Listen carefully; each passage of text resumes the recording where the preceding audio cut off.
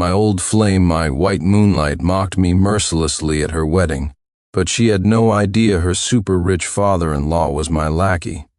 At a high school reunion, I saw the girl I had a crush on back in our school days, but I never expected that my white moonlight from back then had now become such a materialistic piece of trash. Sincere Sterling, that tricycle at the entrance must be yours, right? Ride it further away, don't scratch my husband's car. Victoria Vale's tone was mocking as she swayed her hips and sat down next to the former school bully. Forget it, honey. It's just a Panamera, nothing too expensive. Watching the car keys in the school bully's hand, listening to the crowd's fawning praises, I picked up my phone and made a call. That car at the entrance, wreck it. Chapter 1. After graduating from college, I never once attended a high school reunion. There were many reasons, including the hardships of starting my own business, but more fundamentally, it was because my old classmates felt that given my status, I wasn't qualified to dine with them. After all, back then, I was just an orphan who had lost both parents. I even paid for my tuition through part-time jobs and scholarships. The nicknames Jinx and Scrapper followed me throughout my youth, so I really had no fond memories of my high school classmates. So when Barnaby Post, my high school class monitor, messaged me, I had no interest in attending the reunion until he told me Victoria Vale would also be there. I think every boy has his own ideal girl etched in his memory. Victoria Vale was my ideal girl. In those dark and depressing years, only Victoria Vale was my sole ray of light. Only she would extend a helping hand to me when I was curled up in a corner, covered in bruises. I'll be there. Remembering the smile on Victoria Vale's face that year, and her amber eyes under the sunlight, I agreed immediately. I had my assistant, Alex Preston, clear my entire schedule for that day. I ordered a custom-made suit a week in advance, and even went to a salon on the day of the reunion for styling. From my hair to my leather shoes, everything was perfectly coordinated. Only when it came to the car, I chose the most inconspicuous sedan. On the way, images of Victoria Vale kept flashing through my mind. Now I finally had the standing to confess my feelings to her. Well, Sincere Sterling, long time no see or quite early. I had just stepped out of the elevator when I ran into Barnaby Post standing at the entrance. He used to be the teacher's pet in class, always with a smile on his face, looking like a smooth operator. But I would never forget how, in our sophomore year, after he reported a couple for puppy love, he falsely pinned the blame on me. This led to me being ostracized, beaten, and berated by my classmates, and he just stood behind the crowd, giving me an innocent smile. Old classmate, you really haven't changed a bit. Barnaby Post walked over and patted my shoulder. His once slender frame had become slightly plump, and even the gold-rimmed glasses that used to give him an air of a refined scoundrel now made him look like a cunning businessman. I shifted slightly, avoiding further contact, and put on a commercial smile. You neither. Barnaby Post wasn't embarrassed. He withdrew his hand and started reminiscing. So, what are you doing now? I opened my mouth to answer, but a shrill female voice sounded from behind Barnaby. And this voice, I knew it all too well. It was Chloe Young's. What else could he be doing? Working for someone, of course. Chloe Young, wearing a white shirt and a black leather skirt, strode towards us in her boots. The look she gave me was just as disdainful as it had been in high school. Chloe was, arguably, one of the people who detested me most in high school, simply because I had rejected her confession back in our freshman year.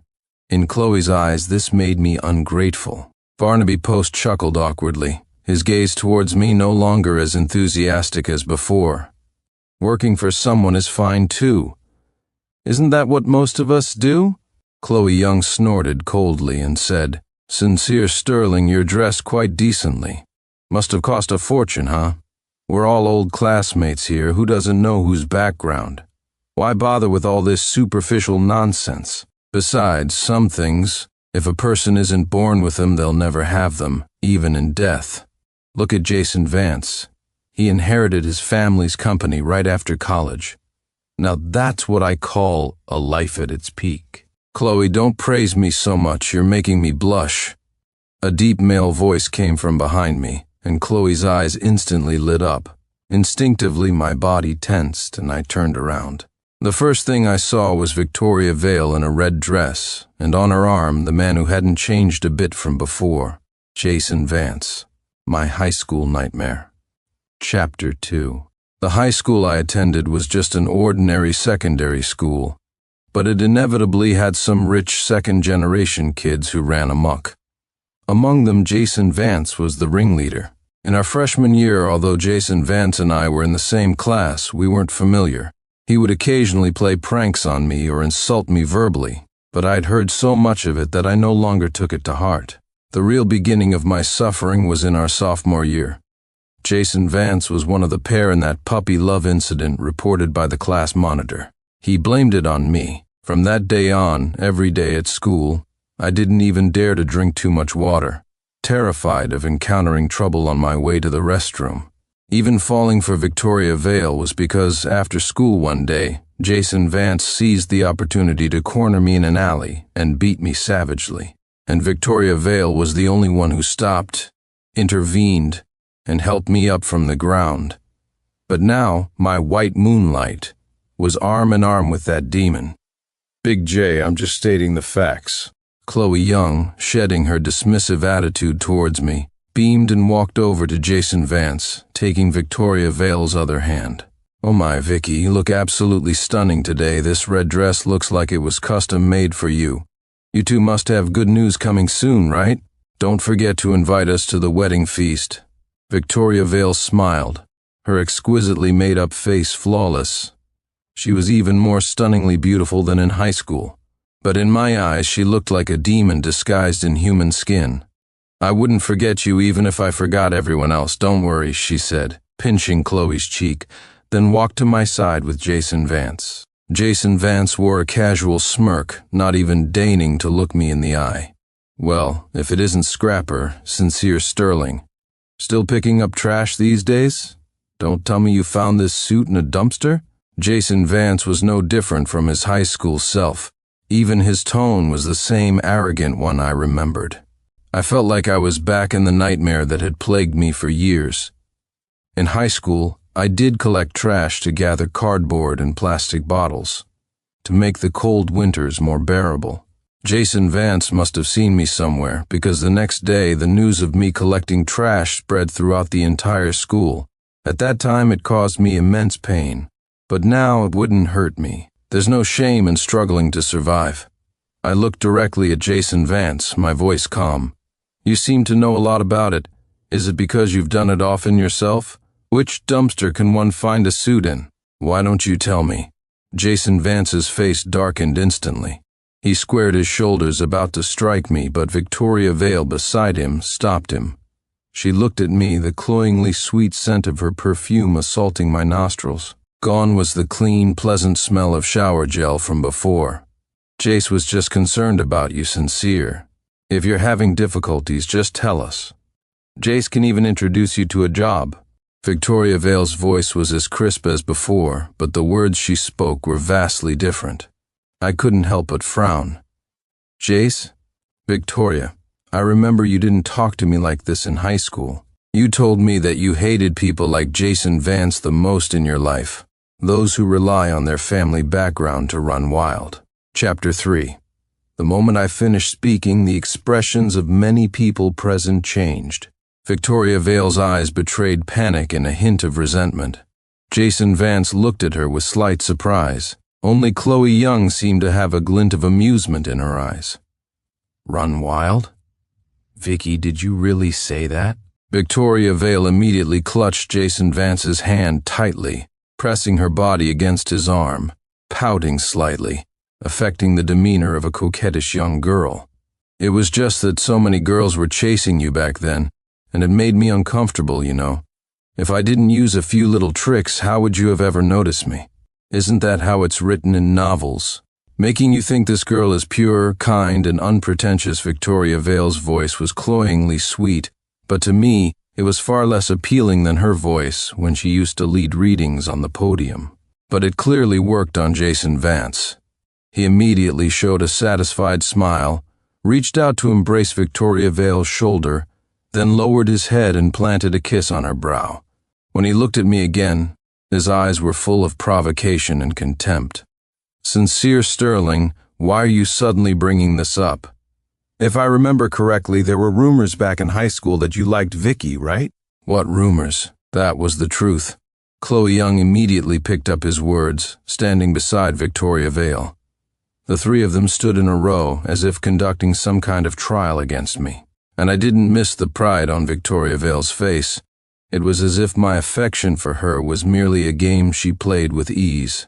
A game that ended with her victory, just as she had anticipated. Indeed, in our senior year, my diary was discovered. In it, I had vaguely mentioned that I liked a girl in our class. While all the girls were teasing each other, jokingly calling out your husband, Chloe Young guessed that the person I liked was Victoria Vale. I had thought Victoria Vale would be dismissive of my affection, like everyone else, but I never expected her to formally reject me after school. She said she preferred guys with ambition. It was this very sentence that fueled my determination to start my own business during college and never give up, no matter how difficult things got. I couldn't believe that the innocent and romantic Victoria Vale from back then could be eroded by society into what she was today. It was less about giving Victoria Vale one last chance, and more about giving myself one last chance. After Victoria Vale left the private room to go to the restroom, I quietly followed her. Finally, as she was coming out, I stopped her. "Sincere Sterling, is something wrong?" Victoria Vale frowned at me, even taking a cautious step back, as if worried I might do something to harm her. My once hopeful heart despaired considerably because of this gesture. Victoria, I just wanted to ask you, why are you with Jason Vance? You know what he did to me in high school, and you also said you hated people like Jason Vance the most." "Sincere Sterling, how can you still be so naive?" Victoria Vale crossed her arms, her eyes as cold as a February winter. "Don't I know why I approached you back then? Of course it was for Jason. My target has always been him, always to make him notice me. After all, there were so many pretty girls in school. You didn't really think I cared about you, did you? Don't be foolish. My goal has always been to marry into a wealthy family. You? At best, you were just a simp." As Victoria Vale spoke, she walked past me. Her hair brushed against my cheek and it stung. And my years-long secret crush at this moment abruptly ended. My white moonlight before my very eyes had turned into a pile of mud. Chapter 4. Before I even walked into the private room, I heard a burst of laughter from inside. Chloe Young's voice was the shrillest among them. "No way, did Sincere Sterling really ask you that just now? That's hilarious. He doesn't actually think you like him, does he? He's read too many novels, my God. Does he really think he can make such a comeback?" My left hand holding the doorknob tightened slightly, just as I heard Victoria Vale's casual voice follow. "Tell me about it. I still prefer someone like my Jace, he's much more manly." "Sincere Sterling? Whoever likes him can have him." Just like many years ago, the teasing, mocking, and jeering voices rose and fell. I curled my lips into a mocking smile, not at myself, but at them. So many years had passed, yet they were still the same childish, disgusting, like rats whispering in dark corners. I pushed open the door, and the voices died down instantly. They were adults, after all. They knew enough to badmouth someone behind their back. Under their complicated gazes, I walked step by step to the table and sat down. I didn't know if it was Barnaby Post's deliberate arrangement, but Victoria Vale and Jason Vance were sitting directly opposite me. And the moment I sat down, the classmates originally beside me all moved their chairs away in unison, as if I weren't a person but some source of bacteria.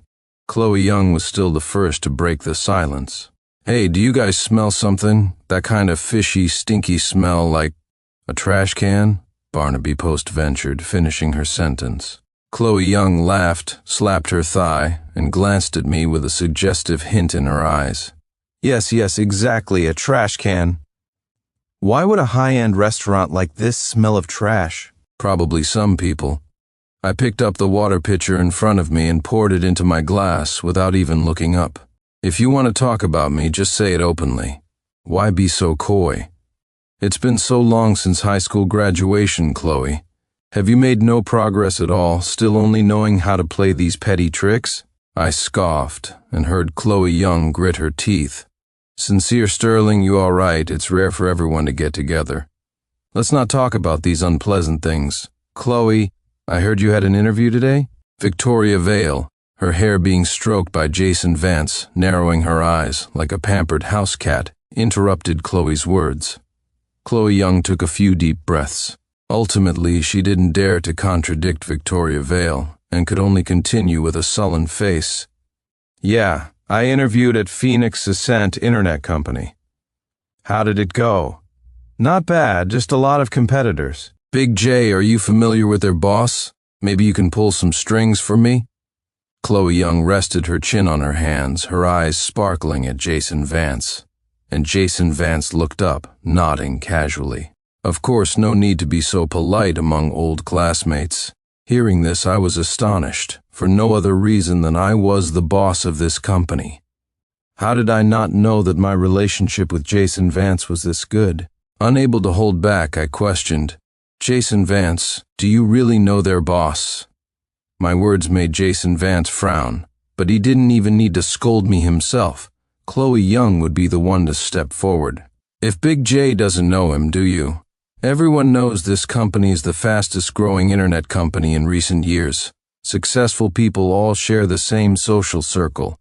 But you wouldn't understand these things. You'll never have the chance to touch that class in your lifetime. Chloe Young held her chin high, as if she wasn't going to work for these companies, but to become a shareholder. It was just a pity that, with me around, Chloe Young would never get into the company. I took a sip of tea and placed the cup on the table. I'm truly sorry, Chloe. If that company hires you, I'll jump off a building right now. Chapter 5. My single sentence successfully dropped the atmosphere in the room to freezing point. Everyone's gaze fell on me. After a moment of silence, what followed was Chloe Young's undisguised laughter. She laughed so hard she slumped over the table, completely devoid of composure, her hands continuously slapping the tabletop, until finally she wiped the tears from the corners of her eyes. I say, Sincere Sterling, are you doing a comedy routine now? Don't be so ridiculous. You'll jump off a building? Who do you think you are? Who cares if you live or die? Don't be so ridiculous. If it weren't for Vicky getting married soon, and everyone wanting to see you make a fool of yourself today, do you think we'd even remember you?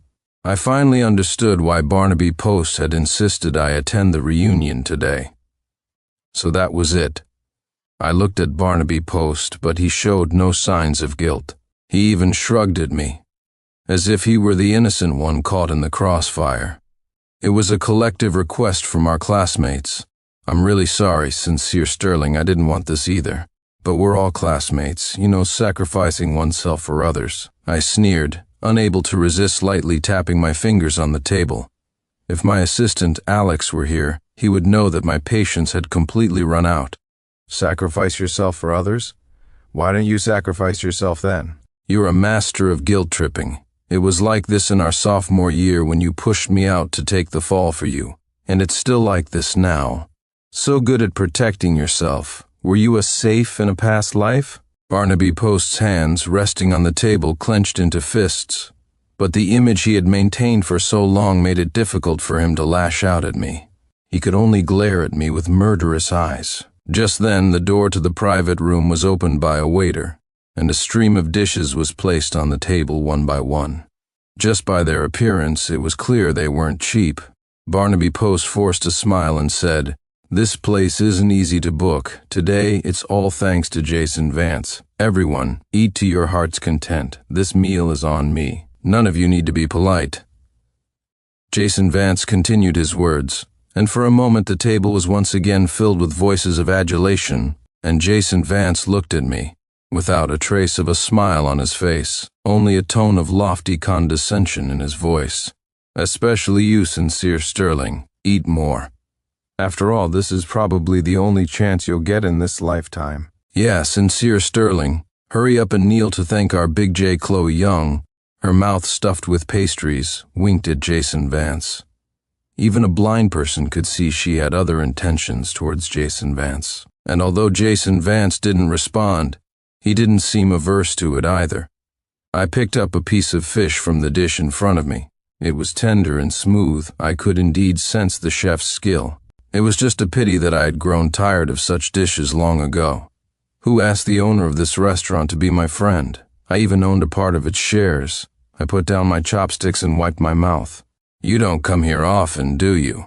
The specialty here is duck bone soup. The duck bones are ground into powder and simmered into a soup that's fresh, sweet, and delicious. The dishes you ordered here don't really showcase the chef's skills. I looked up at Jason Vance. The classmates around me listened, stunned, and subconsciously asked, "How do you know?" "Oh, I eat here a lot." This time, Jason Vance laughed out loud. "Sincere Sterling, you're not going to say you're the manager here, are you?" "I've met the manager." "I'm not." "All right, Sincere. No matter how rich you pretend to be, I won't fall for you. Just give up that idea." Victoria Vale sighed, looking at me with a hint of pity in her eyes. Perhaps my past affection for her was too obvious, which made her so confident now. But now, even looking at her for an extra second made my stomach churn. Truly disgusting. And Victoria Vale's phone, lying on the table, rang. "Hello? Ah, it's about my husband's car. Chapter 6. Victoria Vale's expression became increasingly colorful as she took the call. After finally hanging up, she gave me a deep look, then let out an exaggerated sigh. "Sincere, that tricycle next to Jace's car is yours, right? The security guard wants you to go down and move it, says it's affecting the restaurant's image. I'll have Jace go with you. It wouldn't be good if you scratched his car. Even though we're old classmates, Jace's car isn't cheap, after all." Jason Vance immediately took his car keys out of his pocket, placed them on the table, and said, "The car I drove today isn't that expensive anyway. If it gets scratched, it gets scratched. If you bow to me 3 times and call me Boss Vance, I won't hold it against you. How about that?" As Jason Vance's words fell, mocking smiles appeared on the faces of the classmates around him. My fingers, which had been tapping on the table, finally stopped at this moment. Jason Vance twirled his car keys and casually tossed them into the bowl in front of me. "Here, take a look. This is probably the only time in your life you'll ever see something like this." At this moment, all of Jason Vance's expressions and behaviors from high school flashed before my eyes. His sneer, his insults, his torment, and his curses. Everything, like a series of scrolls, unfolded before me. I took out my phone from my pocket and called my assistant. "That Panamera at the restaurant entrance, wreck it. I'll take full responsibility for all consequences. Haven't I worked my ass off all these years, earned all this money, just so I could live life on my own goddamn terms?" Though my assistant on the other end of the line was bewildered, having followed me for so many years, his mind still compelled him to comply with my words. I hung up the phone, picked up the car keys, and smiled at Jason Vance. "Boss Vance, care to come downstairs with me and see your car?" I hadn't made the call privately. Everyone present had heard what I said. And Chloe Young was the first to react. "Sincere Sterling, are you out of your mind? Wreck it? Can you afford to pay for it?" "Exactly, Sincere. Why put on a brave face when you can't afford it? We all know your situation. Just apologize to Jason Vance, and let's drop this matter." Chloe Young and Barnaby Post played good cop, bad cop, but the meaning behind their words was the same, that I was a liar, and what I said was merely an attempt to save face. Clearly, Jason Vance had no intention of letting me save this face. He stood up, straightened his clothes, then put his arm around Victoria Vale's waist and raised an eyebrow at me. "What's there to be afraid of? Let's go." "Sincere, why are you doing this?" I also stood up and looked Victoria Vale up and down. "I'm truly sorry. You're not my type. You look too much like you're on the game." Ignoring Victoria Vale's expression, I turned and walked out of the private room. Behind me, besides Jason Vance and his group, the other classmates also followed. I knew they wanted to see me humiliated. No one would miss such a scene. It was just a pity I was about to disappoint them. When we reached the restaurant entrance, my assistant hadn't arrived yet. Jason Vance leaned against a nearby stone pillar, a cigarette dangling from his lips, about to mock me. Sincere Sterling, where are they? Making us stand out here in the cold wind? If you don't have the diamond, don't take on the porcelain work. I think you're just... Jason Vance didn't finish his sentence. In the distance, several large Mercedes-Benzes approached, their headlights exceptionally bright. After the cars stopped, 4 tall men in black suits emerged from each vehicle, each carrying a sledgehammer. Without a word, they walked directly to Jason Vance's car and smashed the front windshield. With a loud bang, the car alarm blared through the night sky, and my assistant, Alex Preston, walked last, step by step, to my side. Mr. Sterling, as per your instructions, it won't take long to demolish it. Chapter 7. Mr. Sterling. Chloe Young's mouth hung slightly open as she stared at me in disbelief. What, Mr. Sterling? What kind of boss are you? I tilted my chin slightly, signaling my assistant to hand me a cigarette. He immediately took a cigarette case from his pocket, gave me one, and then lit it for me. I turned my head slightly to look at Chloe Young, my tone contemptuous. I told you, if the company hires you, I'll jump off a building. Chloe Young's face turned deathly pale. Meanwhile, Jason Vance, having recovered from his initial shock, let out a sharp scream, flung Victoria Vale's hand away, and rushed towards his car. Stop, damn it, stop it for me. Are you fing deaf or something? Seeing that cursing wasn't stopping them, Jason Vance actually reached out to try and pull away the thugs I had hired. I exhaled a puff of smoke, gave my assistant a look, and he understood immediately, nodding. If anyone gets hurt during the car wrecking, the boss will handle it all. Those thugs were men of the world. Hearing this, they showed no hesitation. An elbow strike sent Jason Vance sprawling to the ground, clutching his stomach, and the sledgehammers in their hands, intentionally or unintentionally, kept landing on Jason Vance's body. His screams, accompanied by the sounds of smashing, were like a choir's performance. Sincere, you can't do this to Jace. He's the heir to the Vance family. Victoria Vale still wanted to speak up for Jason Vance. I chuckled lowly, turning back to look at her as if she were an idiot. The Vance family? Victoria, you don't really think Jason Vance now is the same as the Jason Vance back then, do you? Times are progressing. Companies that refuse to adapt will eventually be abandoned by the era, and they are among the first to be abandoned. Upon hearing my words, Victoria Vale immediately loosened her grip on the corner of my clothes. Her voice trembled as she staggered backward. How? How is that possible? Impossible. If I were Victoria Vale, I would break down too. To have schemed since high school to get her hands on a man, only to find out at the brink of success that everything was merely an illusion. How could she not break down? But attempting to rely on others for success, this is the ultimate end. Vicky, don't listen to Sincere Sterling's nonsense. How could our family possibly go bankrupt? Jason Vance, still on the ground, remained stubborn. I didn't mind making his despair even more complete. After finding Walter Vance's phone number in my assistant's extensive contact list, I dialed it directly. As I recall, they seemed to have a project they wanted to collaborate with me on. It was just that I had rejected them at the very beginning. Upon hearing my name, Jason Vance's father immediately and unhesitatingly agreed to come, his tone sounding exceptionally elated. Hanging up the phone, I stood in the cold wind, smoking. The sports car nearby had already become a pile of scrap metal. The thugs, having received their money, didn't leave immediately but still stood by with their sledgehammers. I didn't move, and the people behind me dared not move either. Only Barnaby Post, rubbing his hands, walked up, attempting to strike up a conversation with me.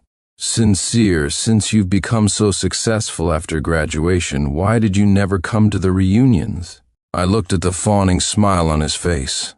I had only seen him show such an expression to others before. Now he was actually showing it to me. Ash fell to the ground. I replied softly, "Oh, maybe because you all didn't need a show to watch back then." He chuckled a couple of times, racking his brains to come up with other topics, but I didn't want to listen to his brown-nosing anymore. Barnaby, if I were you, I'd shut up right now. Maybe then I'll forget about you. If you continue to annoy me, who knows, I might just remember some of our past grievances." The smile on his face froze, and he ultimately didn't dare to speak further. I glanced again at Chloe Young cowering in a corner, and at Victoria Vale, standing nearby with vacant eyes, and shook my head. If only they had known then what they knew now, why did they act that way in the first place? Chapter 8. Jason Vance's father, Walter Vance, had clearly rushed over. When he got out of the car, he was even wearing one shoe incorrectly. He held a contract in his hand and approached me with a fawning expression.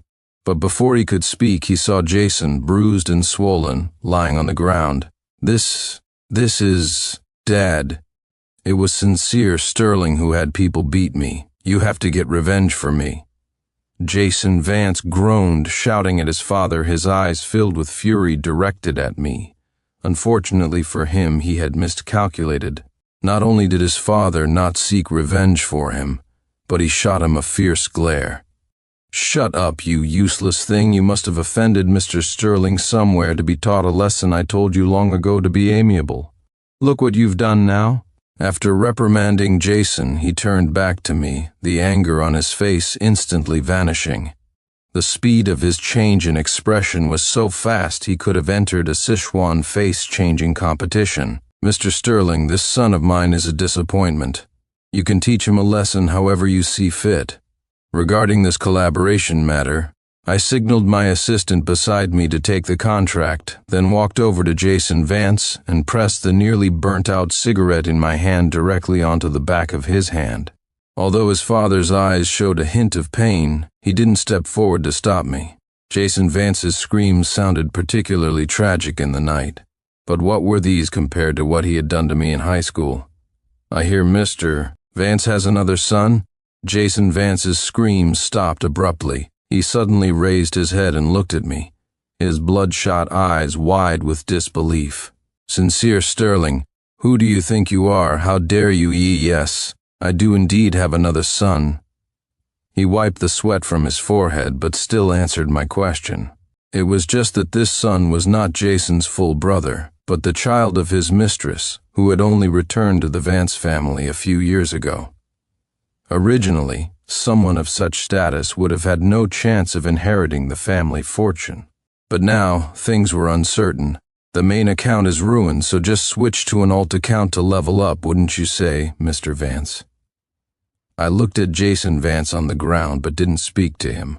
Jason Vance's father didn't respond immediately, but eventually he gritted his teeth and nodded. I knew he wasn't convinced, and I knew he harbored hatred in his heart. But so what? The first thing Jason Vance taught me was that in this world, the weak are prey to the strong. And now I was merely returning that lesson to him. It was just an eye for an eye. Having received a satisfactory answer, I nodded and patted Walter Vance's shoulder. "Thank you for making the trip tonight. Vance Corp is, after all, an established enterprise. Rest assured I will certainly help where I can." Only at this moment did he finally breathe a sigh of relief. His eyes even held a hint of gratitude as he looked at me. He didn't even dare to ask about Jason, just shook my hand, thanked me several times, and left, leaving Jason Vance alone, lying on the ground, watching the taillights of the car. I squatted in front of Jason Vance, reached out and patted his face, blocking his view of the car. "Jason Vance, how about this? You kneel on the ground and call me Dad 3 times and I'll let you off. How about it?" These were the exact words Jason Vance had said to me in high school. At that time, I refused to yield, and the price was being locked in a dark room for an entire night. Until last year, I suffered from severe claustrophobia. Jason Vance gritted his teeth and said, "Word by word, you." Wish I stood up, no longer looking at him. Good guts. Then just lie there. Get up once and they'll hit you once until you can't get up anymore. I lifted my foot to leave, but Jason Vance behind me called out to stop me. Wait, I stopped, but didn't turn around. "Dad! Dad!" Dad, Jason Vance's voice came from behind me. Listening to it, my body trembled uncontrollably. Finally. Did you see that 16-year-old Sincere Sterling? I've avenged you, Chapter 9. I waved my hand, and the waiting thugs put away their clubs and got into their cars. Behind me, Jason Vance's voice was weak as he called out, "Vicky, come and help me up." However, Victoria Vale, who had been so obedient to him in the private room just moments ago, now completely ignored his voice. No matter how much Jason Vance shouted, Victoria Vale seemed deaf. She just stared blankly at me, then walked step by step towards me, blocking my way. "Is there something you need?" I raised an eyebrow. Victoria Vale clutched her skirt, looking up at me. If I hadn't just heard her undisguised mockery of me looking at Victoria Vale's eyes now, I might have thought she was desperately in love with me. "Sincere, did you build your company for me? Was it to be with me?" This question, before tonight, I had dreamed of it many times, but now I only found it laughable. So I actually laughed out loud, just as mockingly as Victoria Vale's laughter earlier. "Victoria Vale, have you read too many novels? What part of you do you think is worth me cherishing for so long? For you? Who do you think you are?" My words left no room for ambiguity. Any normal girl, upon hearing them, would want to find a hole to crawl into. But clearly, Victoria Vale was not a normal girl. She bit her lip, looking at me, her voice without a trace of evasion. "I know you like me. You've liked me since high school. Sincere, let's not miss each other again." That's right, she knew. She had always known. But Sincere Sterling's affection was worthless to her. What she wanted was Mr. Sterling's affection, the boss's affection, a rich man's affection. I didn't want to get entangled with Victoria Vale any further, so I just walked past her. Crazy. Those were the last 2 words I said to Victoria Vale. As the car slowly started moving, I looked at the varied expressions on the faces of the people standing at the restaurant entrance, and I couldn't help but find human nature utterly ridiculous. Passing by Barnaby Post, I rolled down the car window. "The owner of this place is a friend of mine. I reckon Jason Vance probably doesn't have much money left now. Use my name, you'll get a discount. Save where you can." One last glance, I looked at Jason Vance on the ground.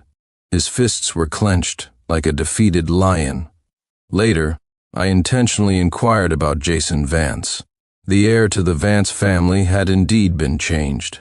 Jason Vance had become a discarded pawn. His younger brother, Ethan Vance, was far more outstanding than him, or at least not the kind of social scum who would engage in school bullying during high school. Naturally, Victoria Vale failed to marry into wealth. She and Jason Vance also went their separate ways. I heard it was a very ugly breakup. The 2 of them got into a huge fight on the street and were taken to the police station. I saw Victoria Vale again at a banquet. She was arm in arm with a middle-aged man, the smile on her face no longer as flamboyant as before. When I came back to my senses, I saw my girlfriend, Sophie Miller, walking towards me from not far away. I used to think that a white moonlight would hang high in the sky forever. Only later did I realize that being human, I should be with a normal person. "What are you thinking about?" "Nothing much, just saw a pile of mud."